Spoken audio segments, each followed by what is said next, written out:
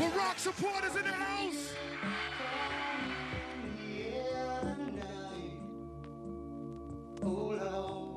Green Lantern. And I've been waiting for this moment for all my life. Oh Lord. Invasion. It's not enough for just some of us to prosper. For alongside our famous individualism, there's another ingredient in the American saga. We are one people. Welcome everybody to another great episode of People's Politics. We are very excited today.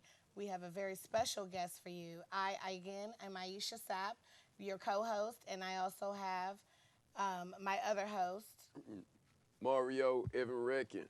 and our very special guest I want to announce is Minister Robert Muhammad with the Southwest region of the Nation of Islam, and he is here to join us as we talk about some great topics and civil rights issues because we've got a lot going on once again. So Nice. I'd like to introduce him. Nice. Yes, I'm excited.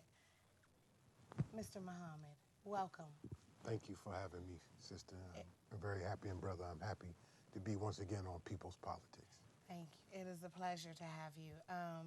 Okay, so I'm so excited to have you. There are a couple things that before we get into the hot topics, I want to know first, how's Minister Farrakhan doing? I haven't seen him in the public lately, and so I didn't know if you could address that for us. Well, you know, fortunately, the Honorable Louis Farrakhan is doing quite well. Okay. It's just the media has decided that they're going to have a whiteout. They're going to ignore him. Okay. As I speak, he's in the process of doing a 52-week series, which is called The Time and What Must Be Done, and it can be viewed after this program by going on NOI.org/The Time, and they can watch Minister Farrakhan on this live broadcast. My 80-year-old leader is doing fine. He's outworking us younger folks, and he's doing quite well, and we thank you for asking, and I'll let him know that you care. Wonderful, wonderful. Yes, we do. He is a great leader to the Black community. Thank you. So, I guess my next order of business is, you know, what's been going on with Trayvon Martin, and it has caused quite a stir in our African American community. First of all, what is the role that the Islam is playing in helping the community adjust to what we're looking at as a form of injustice that's been bestowed upon another one of our Black brothers and sisters? Well, you know, the Honorable Minister Louis Farrakhan said last week in his broadcast, The Time What Must Be Done, that the death of Trayvon Martin was a nail in the coffin of white supremacy. Absolutely. So one would have to ask this question, why? Right. The reason why is because many of our children in this generation have gone to integrated schools. Right. They thought we were living in a post-racial America due to, in part, the election of our brother Barack Obama to the presidency of the United States. The overt signs of racism, such as colored only, white only signs are not there. However, the racism has been quite subtle, and it has been now come to the forefront that, in fact, we don't have a justice system, we have an injustice system. So Trayvon Martin serves now as this generation's Emmett Till, as Emmett Till was murdered in Mississippi in 1955, and his mother, Mrs. Till, whom I met, told us why she displayed his disfigured body in a casket and it appeared on the cover of Jet magazine. It is to shock the nation. So when Trayvon's body was seen laying prone, and our children and us saw that on television during his televised trial of George Zimmerman, his killer, his murderer, it shocked us into realizing that the more things change, the more things stay the same. So our role as Nation of Islam is such as is written in Ezekiel, whereby it says in the 3rd chapter of Ezekiel, Son of man, I made thee a watchman over the house of Israel. So we're the watchmen, we're the warners on the wall.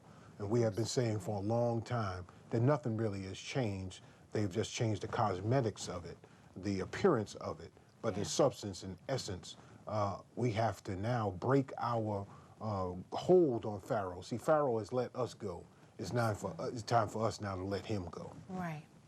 So would it be a fair and accurate statement to say that it has to be something epic to always happen to then issue another reminder that hence we really haven't come quite as far as we thought? Like you know, the analogy with the Emmett Till versus Trayvon Martin. It was very quiet until Trayvon Martin and George Zimmerman got a chance to get out of jail free card, and then you're able to actually see that the hatred still exists, the racism still exists, and even though it had been silent, now the voices are starting to be heard. They're being exercised, and I think it's a tragedy that it takes something so epic to happen, and it'll get quiet again. And I guess that's my concernment is, and with the Nation of Islam and with all the other people that are supporting and rallying, you know, once it gets quiet, we're supposed to still be heard, and that way it's not forgotten. I guess it's... Well, you're absolutely right, dear sister, but if you check the track record of the Nation of Islam, the Honorable Minister Louis Farrakhan in particular, we've been saying the same thing all along. This old saying, I guess, that even a broken clock is right 2 times a day. Right. So we've been saying the same thing all along. It just simply now you're paying attention. You're seeing the handwriting on the wall that is indeed 11:55, and we're approaching a new day. And so what we have now is what we would like to term as a Joshua Caleb generation. This generation is fearless. I love them. I don't care whether they got gold grills, whether they got tats on, whether their pants are sagging, whether their hair braided, half afro, half braids, whatever.